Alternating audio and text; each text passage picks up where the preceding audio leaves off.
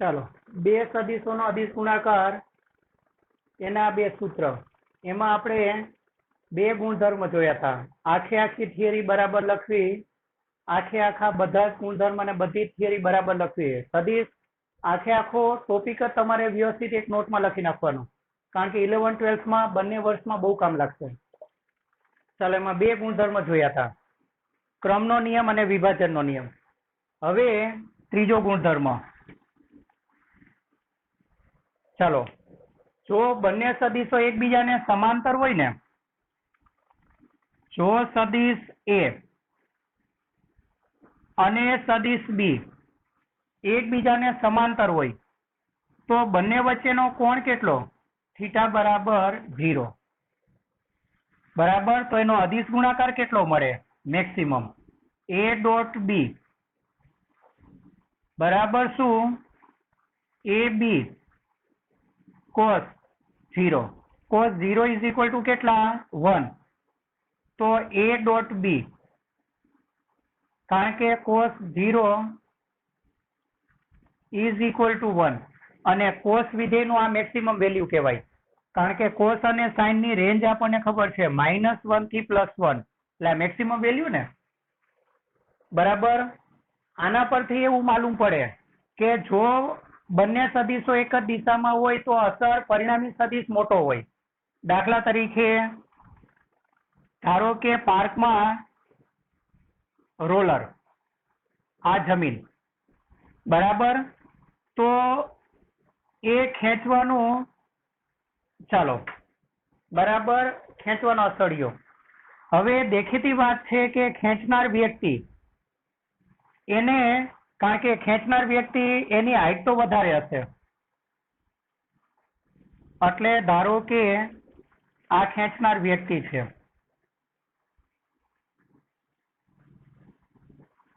બરાબર છે. ચાલો, આ ખેંચનાર વ્યક્તિ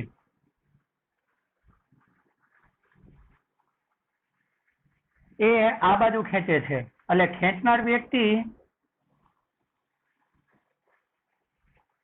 ચાલો આ એનો હાથ, બળ આ બાજુ લગાડે છે, બરાબર, આ વ્યક્તિ આગળ જાય છે. ચાલો, ખેંચનાર વ્યક્તિની પરિસ્થિતિ આવી છે.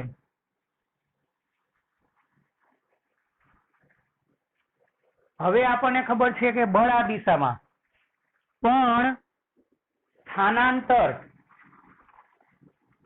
એ તો આ દિશામાં થવાનું છે, અને બંને વચ્ચેનો કોણ અત્યારે કેટલો છે? થીટા. એટલે આ નિયમ તમને એવું કહે છે બંનેના સદિશ ગુણાકારથી. આપણે છઠ્ઠા ચેપ્ટરમાં આ જોવાનું છે કે F ડોટ ડી બરાબર કાર્ય, બરાબર. ચાલો, તો FD cos 0, એટલે F અને D એક જ દિશામાં હોય ને, F અને D એક જ દિશામાં તો કોણ શૂન્ય, તો કાર્ય કેવું મળે? મહત્તમ. ચાલો, મહત્તમ મળે. એટલે મહત્તમ કાર્ય મેળવવા માટે, આને વધુમાં વધુ ખેંચવા માટે આ બળ કઈ દિશામાં લગાડવું પડે? ડી ની દિશામાં. પણ આ ખેંચનાર વ્યક્તિની હાઈટ આટલી કોઈ દી નાની થઈ શકે નહીં, બરાબર, એટલે આ શક્ય નથી. પણ જો આ દિશામાં બળ લગાડેલું હોત ને, ડી ની દિશામાં, તો દેખીતી વાત છે કે આ રીતે બળ લગાડે એમાં થોડીક બળની અસર આગળ હોય. હવે ઘટકો મેળવતા આવડે છે ને, એક ઘટક આગળ હોય ને એક ઘટક ક્યાં હોય? ઉપર. તો આ બળની અસર વેચાઈ જાય, કારણ કે થોડીક અસર આગળ હોય ને થોડીક ઉપર. હવે આ ઘટક તો બિલકુલ કામમાં આવતો નથી, બરાબર. ચાલો, બળનો આ ઘટક કયો કહેવાય? હવે તો આ ખબર પડી જોઈએ. F નો ડી ની દિશામાંનો ઘટક કયો કહેવાય? F cos theta. અને આ બીજો ઘટક કયો કહેવાય? F sin theta. આ ઘટક બિલકુલ કામમાં આવતો નથી, એટલે આ ઘટક બે માં વેચાઈ ગયો, તો આ અસર તો નકામી ગઈ, એટલે આ અસર ઓછી થઈ ને, આના કરતા આ અસર ઓછી કહેવાય ને. પણ જો આ બળ આમ નો હોત, આ બળ પોતે છે ને ડી ની દિશામાં હોત ને, તો કાર્ય કેવું મળે? મહત્તમ, જે અહીંયા શક્ય નથી. એટલે એક વસ્તુ નક્કી થઈ ગઈ કે બંને સદીશો એક જ દિશામાં હોય એટલે કે બંને વચ્ચેનો કોણ શૂન્ય હોય. તો પરિણામી સદિશ આ તમારો પરિણામી સદિશ કહેવાય. અહીંયા પરિણામી સદિશને લખવું હોય તો શું લખાય? આર. પણ એ આપણે ખબર છે એટલે લખતા નથી. તો પરિણામી સદિશ કેવો હોય? મોટો. ચાલો હવે બે સદિશો પરસ્પર લંબ હોય. ધારો કે બળ આપણે આ બાજુ નહીં, ખેંચનાર વ્યક્તિ બળ આ બાજુ લગાડતો હોત તો શું કાર્ય થાય? ખસવાનું કાર્ય થાય? ન થાય. કારણ કે ખરેખર બળ એને શું કરવું પડે? આગળની દિશામાં કે એની સાથે અમુક કોણે લગાડવું પડે. પણ લંબ રૂપે લગાડે આ ઉપરની દિશામાં, તો ઉપરની દિશામાં રોલર ક્યારેય ગતિ કરવાનું નથી, એટલે અસર શૂન્ય. ચાલો હવે આપણે એ જોઈએ. જો સદિશ એ લંબ સદિશ બી, તો થીટા કેટલા? 90. બરાબર. ચાલો થીટા 90, તો એનો અદિશ ગુણાકાર a ડોટ બી બરાબર a બી કોસ 90, અને કોસ 90 એટલે 0, એટલે આખું પદ શૂન્ય.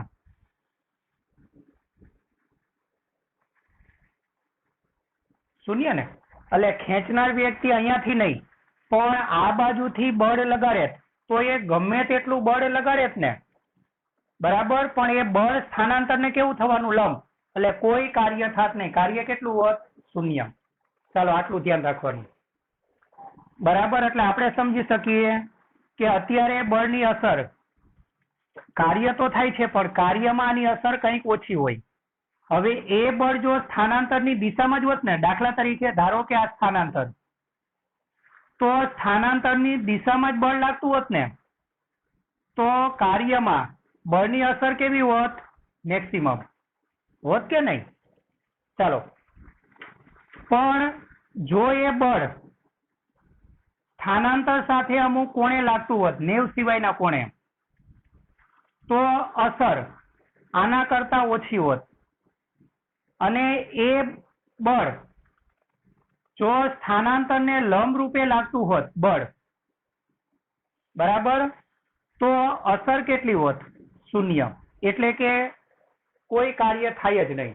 એટલે આપણને ખબર છે કે બે સદિશો એક જ દિશામાં હોય. આ સદિશો, ચાલો, બે સદિશો એક જ દિશામાં હોય તો પરિણામી સદિશ મેક્સિમમ. અહીંયા પરિણામી સદિશ એટલે કાર્ય, અહીંયા પરિણામી સદિશ એટલે આર. તો બંને સદિશો એક જ દિશામાં હોય તો પરિણામી સદિશ મેક્સિમમ મળે. બંને સદિશો પરસ્પર લંબ હોય તો પરિણામી સદિશ શૂન્ય મળે. કોઈ કાર્ય થાય જ નહીં. અને આ વચ્ચેનો કોણ હોય તો અસર શૂન્ય પણ ન હોય અને મેક્સિમમ પણ ન હોય, એમની વચ્ચે કંઈક હશે. ચાલો આટલું ધ્યાન રાખવાનું. એકમ સદિશો માટે જોઈએ. એકમ સદિશો,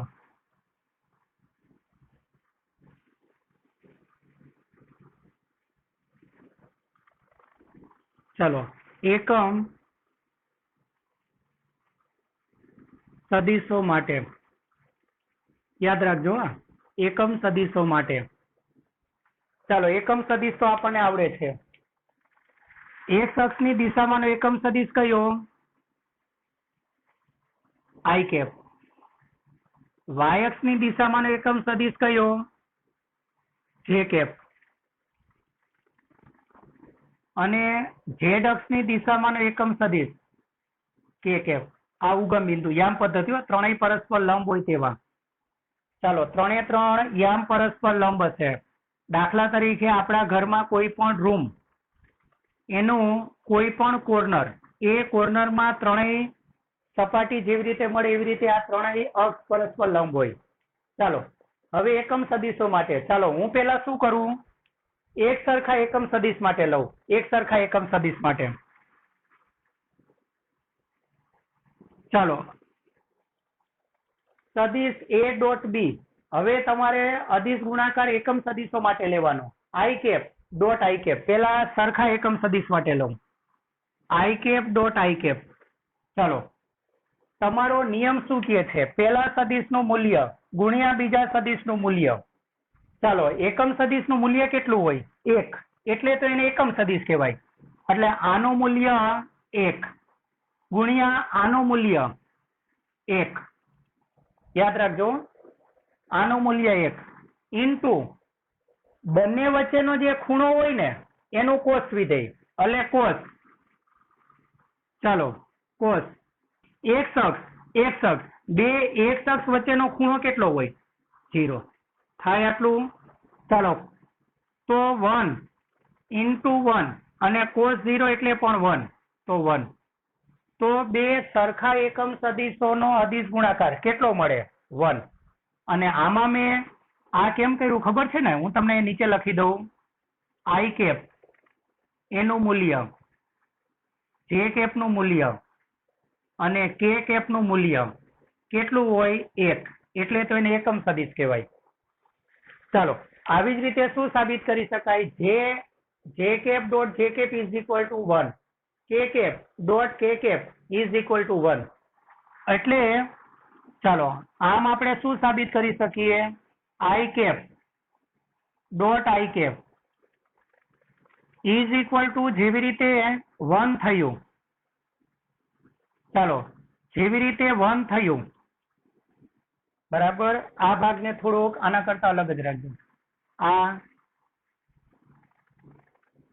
ચાલો જેવી રીતે 1 થયું એવી જ રીતે જે કેપ ડોટ જે કેપ પણ કેટલું થાય? 1. એવી જ રીતે કે કેપ ડોટ કે કેપ પણ કેટલું થાય? 1. એટલે એક વસ્તુ યાદ રાખવાની, કોઈ પણ બે સરખા એકમ સદિશોનો ડોટ ગુણાકાર 1 મળે 1. ચાલો હવે આપણે અલગ અલગ એકમ સદિશો લઈ લઈએ.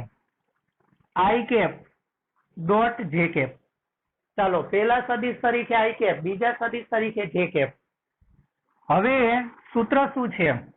પેલા સદિશનું મૂલ્ય બીજા સદિશનું મૂલ્ય ગુણ્યા બંને વચ્ચેનો જે કોણ હોય એનું કોસ વિધેય.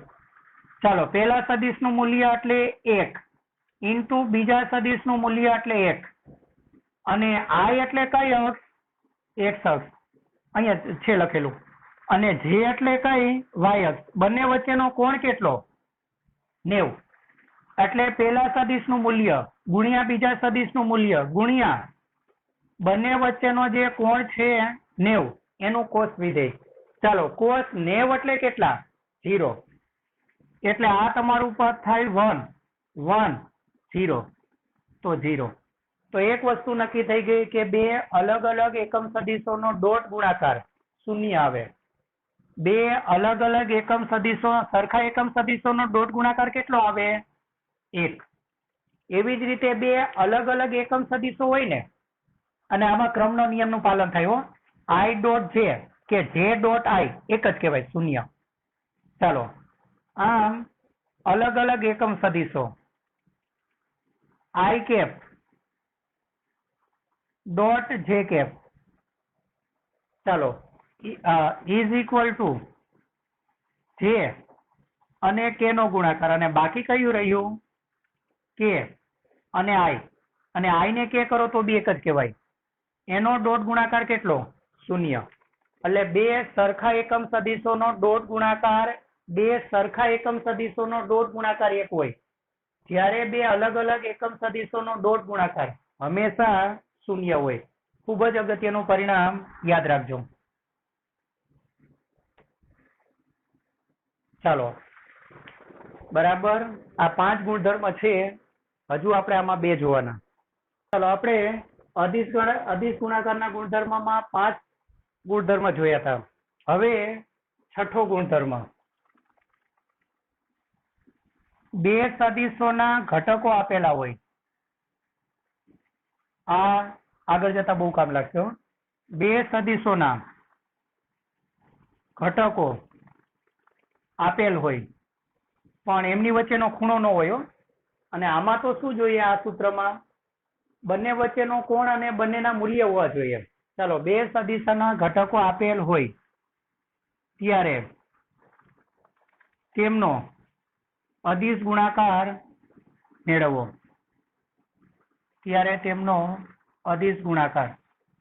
ચાલો બે સદિશોના ઘટકો આપેલા હોય ત્યારે તેમનો અદિશ ગુણાકાર.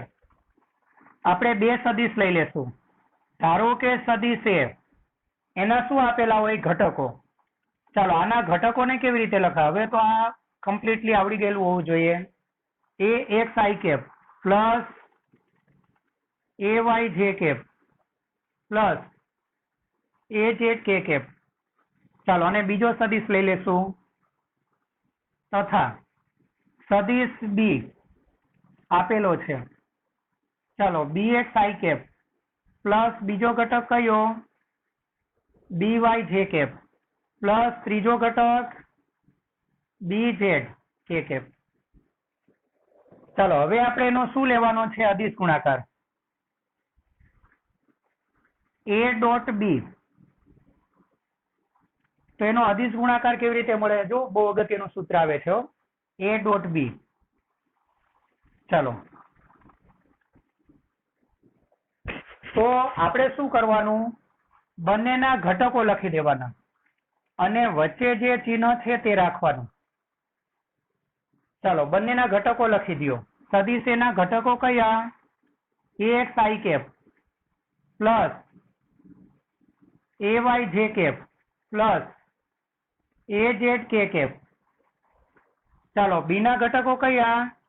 બી X I cap plus B Y J cap plus B Z K cap. થયું? દાખલામાં એક્સ ની જગ્યાએ કોઈ બી આંકડો આપેલો હોય, દાખલા તરીકે સદિશ એ 3i કેપ -2 જે કેપ -8 કે કેપ આવું આપેલું હશે દાખલામાં. ચાલો હવે કેવી રીતે જવાનું? તો હવે વિભાજનનો નિયમ અપ્લાય કરવાનો. આ પહેલો સદિશ લેવાનો, એ બંને 3 3 સાથે ગુણાય બરાબર. એટલે આ એક્સ એ તો કોઈ સંખ્યા કહેવાય, બીએક્સ એ પણ કોઈ સંખ્યા કહેવાય. એટલે બે સંખ્યાનો ગુણાકાર. ચાલો આ પેલાને 3 3 સાથે ગુણી દો એટલે શું લખાય? એ એક્સ. જોજો લખવાની રીત. બીએક્સ આ તો કોઈ સંખ્યા છે એટલે સંખ્યાનો ગુણાકાર. દાખલા તરીકે આ 3 છે ને આ 5 છે તો 5 તરી 15 થાય ને, એક્સ બીએક્સ. ચાલો હવે સદિશમાં વચ્ચે જે ચિહ્ન હોય ને તે રાખવાનું. એની બાજુમાં શું લખશું? તો જો I cap dot I cap. ચાલો થયું. પ્લસ બીજું પદ લઈ લ્યો, A X into B Y. A X into B Y. ચાલો એના કાઉન્સમાં ડોટ ગુણાકાર લઈ લ્યો, I cap dot J cap. I cap dot J cap. ચાલો પ્લસ ત્રીજું પદ લઈ લ્યો, A X into B Z. A X into B Z અને ડોટ ગુણાકાર લખાવો, I cap dot K cap. ચાલો થયું. હવે આ બીજા પદનો વારો લેવાનો છે. ચાલો એનો વારો લઈ લઈએ. એને 3 3 સાથે વારાફરતી ગુણો. પ્લસ ચાલો એ વાય આની સાથે ગુણો. અને આ એ વાય ને બી એક્સ ને બી વાય કોઈ સંખ્યા છે, એટલે સંખ્યામાં તો ડાયરેક્ટ ગુણાકાર. ચાલો બાજુમાં લખાવો, એ કાઉન્સમાં લખો જે કેપ ડોટ આઈ કેપ. ચાલો થશે. પ્લસ આનો બીજા પદ સાથે ગુણાકાર એટલે શું આવે? એ વાય આ બંનેનો ગુણાકાર, એ વાય બી વાય. ચાલો બાજુમાં લખો જે કેપ ડોટ બીજું પદ ચાલે છે જે કેપ. ચાલો હવે બીજું અને ત્રીજું પદ તો પ્લસ એ વાય ત્રીજું પદ બી જેડ. ચાલો અને કાઉન્સમાં લખો જે કેપ ડોટ કે કેપ. ચાલો હવે આ છેલ્લું પદ લઈ લ્યો. આ છેલ્લાનો 3 સાથે ગુણાકાર કરો, છેલ્લું અને પેલું પદ. ચાલો શું લખશું? પ્લસ અહીંયા લખી દીધેલું છે એ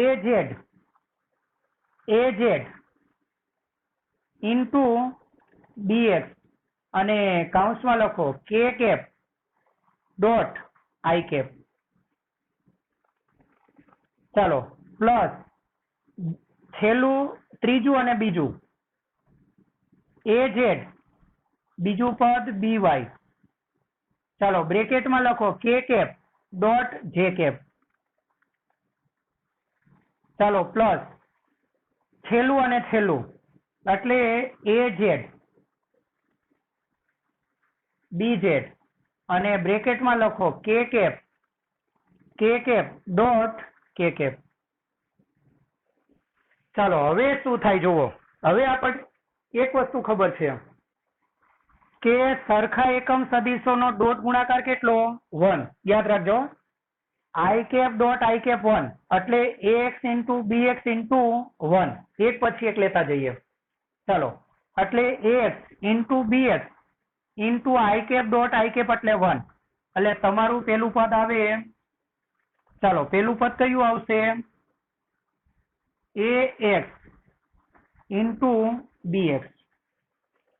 ચાલો થશે આટલું I cap dot J cap 0 અને 0 લખવાની જરૂર નથી. આ તમારું કેટલું થઈ જાય? 0 એટલે આખું પદ 0. ચાલો આઈ ડોટ કે એટલે આ પણ 0 એટલે આખું પદ 0 એટલે 0 વાળું પદ ઉપર ક્રોસ કરી નાખું. ચાલો 0. જે ડોટ આઈ એટલે આ પણ 0 એટલે આ પણ નહીં આવે. ચાલો જે ડોટ જે ઇઝ ઇક્વલ ટુ 1 એટલે આ તમારું પદ થાય 1. તો હવે શું થવાનું? ay ઇન્ટુ by ઇન્ટુ 1 એટલે અને વચ્ચે આગળ પ્લસની નિશાનીઓ. ચાલો શું લખાય? ay into by. ચાલો થયું આટલું. જે ડોટ કે 0 એટલે આ લખવાની જરૂર નથી. ચાલો કે ડોટ આઈ એટલે આ પણ 0 એટલે આ પણ નીકળી જશે. કે ડોટ જે એટલે આ બી 0 એટલે આ બી નીકળી જાય. ચાલો કે ડોટ કે ઇઝ ઇક્વલ ટુ 1 એટલે આ 1. તો છેલ્લું પદ કયું? az bz ઇન્ટુ 1 એટલે az bz. ચાલો તો ડોટ ગુણાકારનું જ્યારે સદિશોના ઘટકો આપેલા હોય ત્યારે ડોટ ગુણાકારનું આ સૂત્ર મળ્યું અને આ સૂત્ર ખૂબ જ સરળતાથી યાદ રહી જાય એવું છે. જુઓ બહુ સરળતાથી યાદ રહી જાય. બંનેના x ઘટકોનો ગુણાકાર વચ્ચે પ્લસ, y ઘટકોનો ગુણાકાર વચ્ચે પ્લસ અને તમે ax bx ay બધી કિંમત લ્યો ને તે ત્યારે ચિહ્ન સાથે લેવાનું. દાખલા તરીકે આ તમારું x ay તો ay મૂકો ત્યારે કેટલા મૂકવાના? -2. ચાલો બહુ સરળ. પેલાનો ગુણાકાર x bx plus ay by એટલે આ તો બહુ સરળ યાદ રહી જાય એવું છે. ચાલો ax bx plus ay by plus az bz થઈ જાય ને. ax bx plus ay by plus az bz. Sorry અહીંયા ભૂલ કરી મેં લખવામાં. az bz. ચાલો રહેશે આટલું યાદ. એટલે અદિશ ગુણાકાર બે સદિશોના ઘટકો આપેલા હોય ત્યારે અદિશ ગુણાકાર આ રીતે મેળવવું. આના દાખલા છે.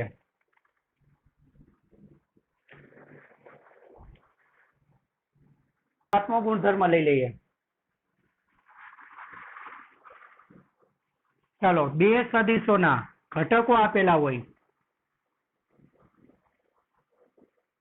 બે સદિશોના ઘટકો આપેલા હોય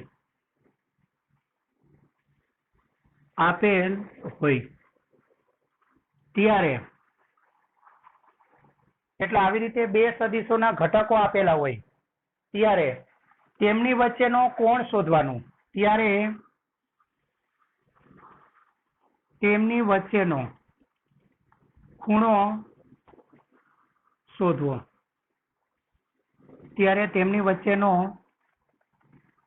શોધવો. ચાલો આના માટેનું આપણે સૂત્ર તારવીએ અને પછી આપણે આ બધાના જે દાખલા આવતા હશે લેવાના છીએ. ચાલો બે સદિશો આપેલા છે.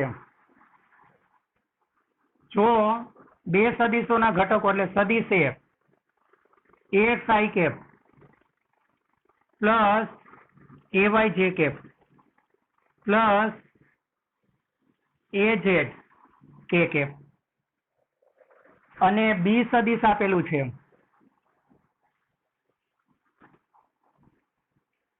ચાલો બી સદિશ આપેલું છે bx i કેપ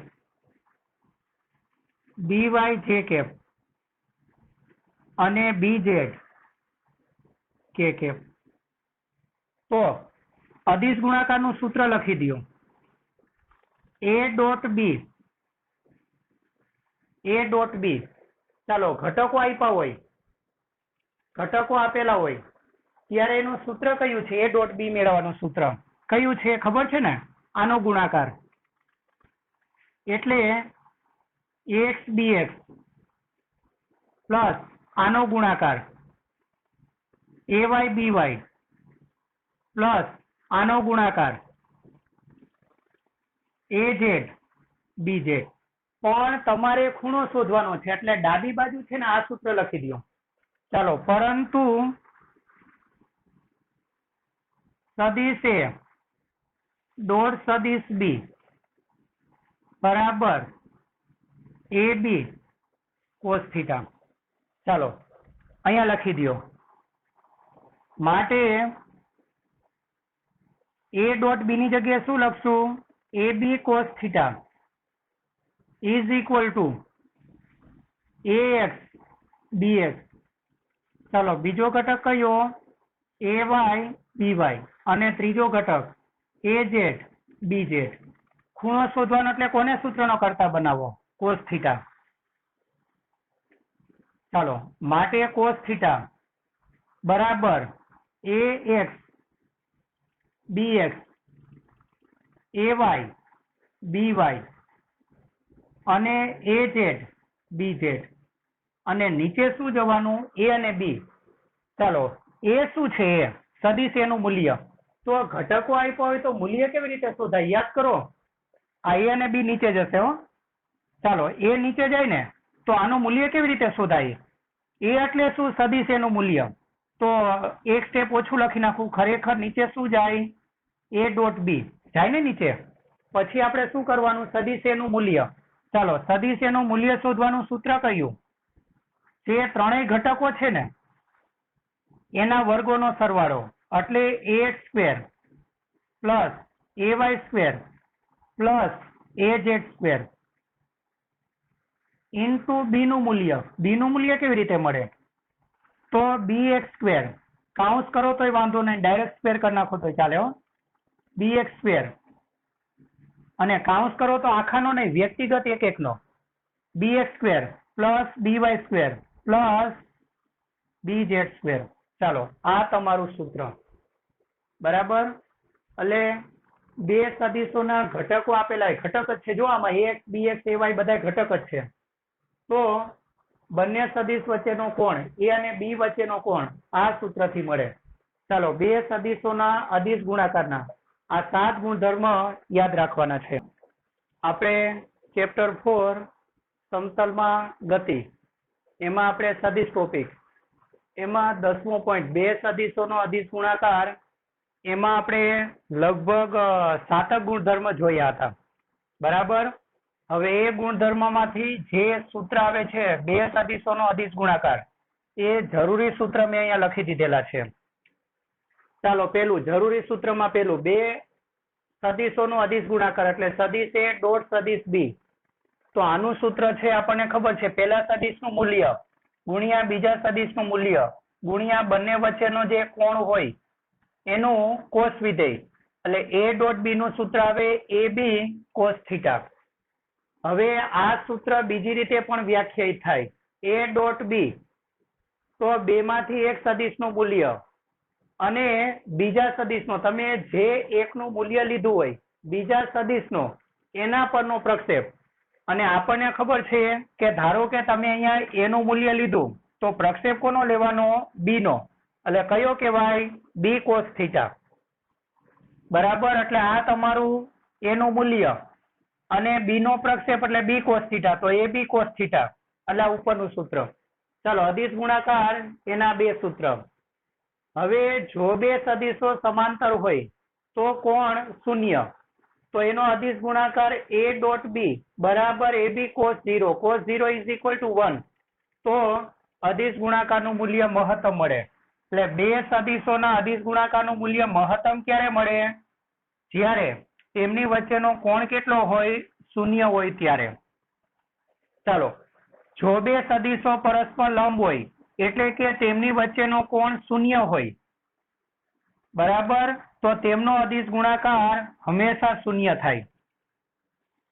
ચાલો, પછી એકમ સદિશો માટે તો આપણને ખબર છે કે સરખા એકમ સદિશોનો ડોટ ગુણાકાર, વચ્ચે ડોટ કરેલું છે, એક થાય. અને જુદા જુદા એકમ સદિશોનો ડોટ ગુણાકારનું બીજું નામ અદિશ ગુણાકાર. અદિશ ગુણાકાર કે ડોટ ગુણાકાર. અલગ અલગ એકમ સદિશો હોય ને તો એનો ડોટ ગુણાકાર કેટલો થાય? શૂન્ય. બરાબર. ચાલો, સદિશોના ઘટકો આપેલા હોય ત્યારે તેમનો અદિશ ગુણાકાર, તો એ સૂત્ર આપણને ખબર છે, a ડોટ બી. બંનેના અનુરૂપ ઘટકો a અને b ના x ઘટકોનો ગુણાકાર વચ્ચે પ્લસ a અને b ના y ઘટકોનો ગુણાકાર વચ્ચે પ્લસ a અને b ના z ઘટકોનો ગુણાકાર. ચાલો, આ સૂત્રથી તમને અદિશ ગુણાકાર મળે અને એનો દાખલો બી ત્યાં લખી દીધેલો છે, હમણાં જોઈએ. પછી સદિશોના ઘટકો આપેલા હોય ત્યારે તેમની વચ્ચેનો કોણ શોધવું, ખૂણો શોધવાનો. ચાલો, અને એ શેના પરથી મેળવેલું હતું એ આપણને ખબર છે, આના પરથી, આ પેલા સૂત્ર પરથી. કોને સૂત્રનો કરતા બનાવવો? Cos theta. તો કોસ થીટા બરાબર એ બી છેદમાં જાય. કોના છેદમાં જાય? સદિશ એ ડોટ સદિશ બી. ચાલો, એના છેદમાં શું જાય? એ બી. હવે સદિશોના ઘટકો આપેલા છે તો એ ડોટ બી એટલે ઉપરની શરત, એટલે એ ડોટ બી ની જગ્યાએ શું લખી દેવાનું? ax bx plus ay by plus az bz થશે. અને નીચે એ શું કહેવાય? એ શું કહેવાય? સદિશ એનું મૂલ્ય, આનું મૂલ્ય. અને સદિશ એનું મૂલ્ય કેવી રીતે મળે? તો પાયથાગોરસના પ્રમેય મુજબ એના 2 કે 3 જે ઘટકો હોય એનો વર્ગોનો સરવાળો. વચ્ચે કઈ નથી એટલે આ બંને શેમાં કહેવાય? ગુણાકારમાં. એટલે વચ્ચે ગુણાકારની નિશાની મૂકી, ડોટ. ડોટ કરો કે ક્રોસ કરો, આમાં તો ચાલે, આમાં ન ચાલે, કારણ કે આમાં બદલાઈ જાય. આ તો આપણું સાદું ગણિત આવી ગયું હવે અહીંયા. ચાલો, અને બી એટલે સદિશ બી નું મૂલ્ય. તો કઈ રીતે મળે? તો એના ત્રણેય ઘટકોના વર્ગોનો સરવાળો, એટલે bx square plus by square plus bz square. ચાલો, આ રીતે મળે. બરાબર. એટલે આ સૂત્ર તમારે નોટમાં લખી અને બહુ સારી રીતે તૈયારી કરવાના. છઠ્ઠા ચેપ્ટરમાં આ સૂત્ર ફરીથી કામ લાગશે. એમાં આ સૂત્રનો દાખલો ખૂબ જ અગત્યનો, એક આ સૂત્રનો અને ખૂણો શોધવું. કોમ્પિટિટિવ માટે આ બે સૂત્રના દાખલા ઘણા જ અગત્યના. ચાલો, આપણે એક આ સૂત્રને આધારે, બરાબર, પછી એક આનું લઈ લે. આટલા બધા સૂત્રના આધારે એક એક દાખલા લઈએ. અત્યારે જો કયા સૂત્ર આધારિત છે? બે સદિશો a અને b, અને આ a ના ઘટક કહેવાય. આને શું કહેવાય? ax, આ ay, આ az. આ b ના ઘટક તો આની બાજુમાં સહગુણક કઈ નથી એટલે એક સમજાય. એટલે bx1, bx, by અને bz. ચાલો, સદિશોના ઘટકો આપેલા છે ત્યારે તેમનો શું શોધવાનું? અદિશ ગુણાકાર. એટલે આ મેથડ થી જવાનું છે. તમને એક બીજું કહી દઉં, હું સદિશોના નામ બદલી નાખું એટલે તમને થોડોક વધારે હજુ ખ્યાલ આવે. ચાલો, આને હું સદિશ p કહી દઉં અને આને સદિશ q કહી દઉં, એટલે તમને અહીંયા બી ચેન્જ કરતા આવડે. ચાલો, કઈ મેથડ થઈ? સદિશોના ઘટકો આપેલા કહેવાય. જુઓ, p અને q ના ઘટકો છે તો તેમનો શું શોધવાનું? અદિશ ગુણાકાર. તો સદિશોના ઘટકો હોય ત્યારે અદિશ ગુણાકાર. ચાલો, મળે આ સૂત્રથી. આપણે પહેલા સૂત્ર લખી દેશું. ચાલો, કોનો અદિશ ગુણાકાર? સદિશ p અને સદિશ q નો અદિશ ગુણાકાર. ચાલો, કેવી રીતે દર્શાવાય? તો a b ની જગ્યાએ લીધેલા સદિશ pq છે તો a અને b ની જગ્યાએ pq. ચાલો, કેવી રીતે લખાય? સદિશ p ડોટ સદિશ q. આપણે શું કરવાનું? બંનેના x ઘટક વચ્ચે પ્લસ જ કરવાનું, વચ્ચે કઈ કરવાનું નથી અને બહુ સરળ. ચાલો, બંનેના x ઘટક એટલે શું લખાય? px QX બંને, અને આ બંને ગુણાકારમાં છે તો ઘટક બી ગુણાકારમાં લેવાના. એટલે કેવી રીતે થાય ખ્યાલ આવે છે ને? બંનેના X ઘટક વચ્ચે પ્લસ, બંનેના Y ઘટક વચ્ચે પ્લસ, બંનેના Z ઘટક. ચલો આ રીતે. તો બંનેના X ઘટક વચ્ચે પ્લસ, બંનેના Y ઘટક, એટલે આપણે શું કહેશું? PY અને QY વચ્ચે પ્લસ. ચાલો બંનેના Z ઘટક, એટલે આપણે લખશું PZ QZ. બરાબર. ચાલો પછી તો તમને પ્રેક્ટિસ થઈ જાય એટલે ડાયરેક્ટ ખબર પડશે. આ બંનેનો ગુણાકાર પ્લસ આ બંનેનો ગુણાકાર પ્લસ આ બંનેનો ગુણાકાર. ચાલો હવે P ના સૂત્રમાં પેલો જે ઘટક છે ને આ, એ તમારો PX કહેવાય. આ જે છે ને એ તમારો PY કહેવાય અને આ તમારો PZ કહેવાય. ચાલો આમાં બાજુમાં કઈ નથી એટલે કેટલા સમજાય? 1. એટલે આ 1 એ તમારું QX કહેવાય. અહીંયા કઈ નથી એટલે 1, એ તમારું QY કહેવાય. ચાલો હવે કિંમત મૂકો, પણ જ્યારે કિંમત મૂકો એટલે ચિહ્ન સાથે મૂકવાનું. ચાલો PX કેટલા ગણાય? PX 2. PX કેટલા ગણાય? 2. ચાલો QX કેટલા ગણાય? 1. ચાલો વચ્ચે પ્લસ. PY કેટલા ગણાય? 3. ચિહ્ન લેજો જ્યાં આવતું હોય ત્યાં. QY કેટલા ગણાય? QY. ચાલો જે કેપની બાજુનો સહગુણક 1 છે તે QY કહેવાય. પ્લસ PZ કેટલા? PZ -4. એ માઇનસ ને કાઉન્સમાં મૂકવાનું. એટલે તમે આ બધાની કિંમત મૂકો ત્યારે ચિહ્ન સાથે મૂકવાની. ચાલો QZ કેટલા? QZ. આ તમારો QZ કહેવાય. Q નો ત્રીજો ઘટક એટલે QZ. બરાબર. એ તો ખબર પડે ને, I ની બાજુમાં હોય તે X ઘટક, J ની બાજુમાં હોય તે Y ઘટક અને K ની બાજુમાં હોય તે Z ઘટક. ચાલો કોનો Z ઘટક? Q નો, તો એને શું કહેવાય? QZ. QZ કેટલા? -3. ચાલો -3 થશે આટલું. તો હવે તમારું ચાલો ગુણાકાર કરી નાખો. ગુણાકાર કેટલો આવશે? આ તમારો 2 આવશે. 2 એકા 2. ચાલો 3 એકા 3. માઇનસ ગુણ્યા માઇનસ એટલે પ્લસ. 4 તરી 12. ચાલો 12 ને 3 15 ને 2 17. હવે જો આ બંને મીટરમાં હોત ને તો અહીંયા મીટર લખે, આ બંને કિલોગ્રામમાં હોત ને તો અહીંયા કિલોગ્રામ લખે. કઈ નથી એટલે આટલું રહેવા દો. બાજુમાં એકમ લખવાની જરૂર નથી કારણ કે આ બંને સદિશમાં એકમ નથી લખેલા. ચાલો થયું. એ આ મેથડનો દાખલો હતો. ચાલો બીજો દાખલો જુઓ. 2 સદિશો આપેલા છે A અને B. તો તમારે એમની વચ્ચેનો કોણ શોધવાનો. એટલે સદિશોના તમને ઘટકો આપેલા કહેવાય, ઘટકો. ત્યારે તેમની વચ્ચેનો ખૂણો શોધવું. ચાલો આ સૂત્ર ચાલો આપણે લખી દેશું. સૂત્ર લખી દો. કોની કોની વચ્ચેનો કોણ? સદિશ A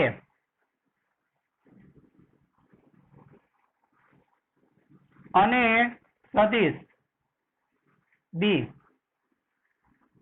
વચ્ચેનો કોણ. ચાલો કયા સૂત્રથી મળે? પેલા સૂત્ર લખી દો, cos θ.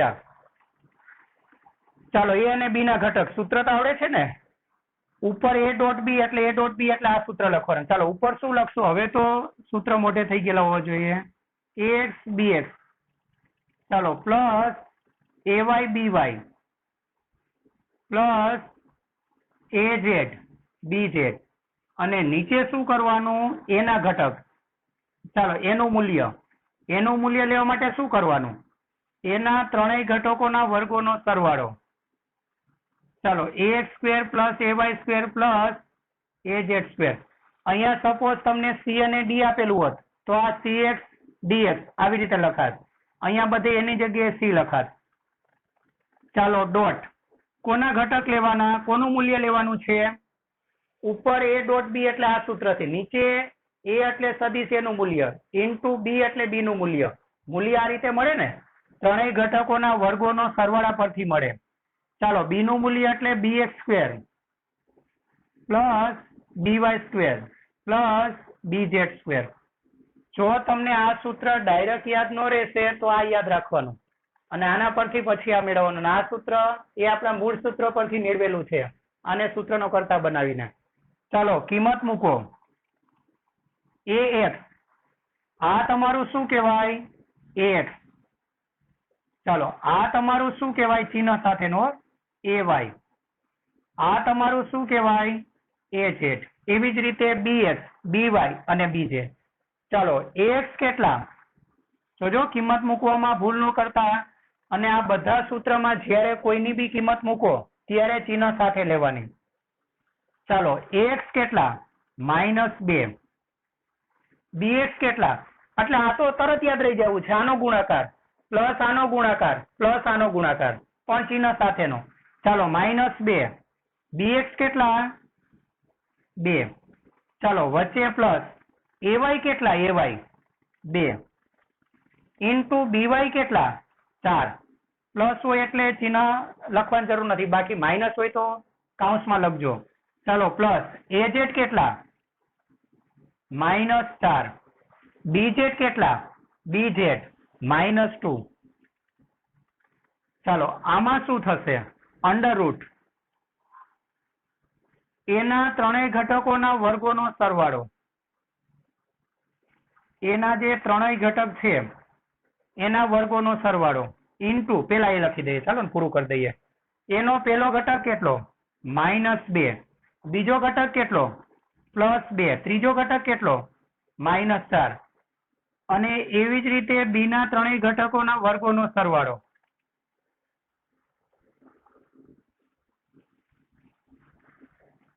ચાલો બી નો પેલો ઘટક કેટલો? 2. બીજો ઘટક કેટલો? 4. ત્રીજો ઘટક કેટલો? -2. આ માઇનસ એ કાઉન્સમાં લખાયો, એટલે ઘટકોમાં એ તો પ્લસ થઈ જાય મૂલ્યમાં. ચાલો 2 દુ 4, પણ કેવા? માઇનસ. 2 દુ 4 માઇનસ, 4 દુ 8 અને 4 દુ 8, પણ કેવા? માઇનસ. ચાલો થશે આટલું. એટલે આ તમારું 4, આ 4 દુ 8 અને માઇનસ, આ બંને માઇનસ હો, એટલે સોરી પ્લસ. ચાલો 4 દુ 8 થયું આટલું. નીચે આના ઘટક લઈ લઈએ. ચાલો આના ઘટક કેટલા મળે? 2 નો વર્ગ 4 પ્લસ 2 નો વર્ગ 4, માઇનસ નો વર્ગ એટલી બી એ પ્લસ જ થઈ જાય, 4 નો વર્ગ 16. ચાલો ઇન્ટુ આ બીજું પદ 2 નો વર્ગ 4 પ્લસ 2 નો વર્ગ 4 પ્લસ 4 નો વર્ગ 16 પ્લસ 2 નો વર્ગ 4. ચાલો 8 દુ 16 માંથી 4 કાઢો એટલે 12 થશે ને? ચાલો 8 માંથી 4 જાય તો 4, 8 ને 4 12, 16 માંથી 4 કાઢો એટલે 12, 16 ને 4 20 ને 4 24, 24 અને આ બી 16 ને 4 20 ને 4 24. વર્ગમૂળ 24 ગુણ્યા વર્ગમૂળ 24 એટલે વર્ગમૂળ 24 નો વર્ગ એટલે 24 ને, એટલે તમારું આ પદ શું આવે? 12/24. ચાલો તો 12/24, તો 12 ભાગ ચલાવો એટલે 12 દુ 24 ને 1/2. ચાલો બરાબર. હવે કોસ વિધેયમાં 1/2 મૂલ્ય કયા ખૂણાનું હોય? તો 60 નું. એટલે આપણને ખબર પડી ગઈ કે આ બંને વચ્ચેનો કોણ થીટા કેટલો હશે? 60. ચાલો એટલે સદિશોના ઘટકો આપેલા હોય, બે સદિશોના ઘટકો આપેલા હોય ત્યારે તેમની વચ્ચેનો કોણ એ આ સૂત્રથી મળે. ચાલો આ બે દાખલા યાદ રાખવાના, અને આ બધું જ વધારાનું છે. આપણી બુકમાં આ ટાઈપના લગભગ બહુ દાખલા નથી, બરાબર ને? આ ટાઈપનો એક દાખલો છે ઘટક વાળો, બાકી આ એકય મેથડના દાખલા નથી. એટલે બહુ બધા દાખલા કરાવીએ તો આપણે પહોંચી ન વળાય, એટલે એક એક બે દાખલા કરાવીશ દરેક મેથડના. બીજા એ ટાઈપના હોમવર્કમાં આપું એ બરાબર વ્યવસ્થિત કરવા, એટલે તમને એ બરાબર યાદ રહી જાય, એ આવડે.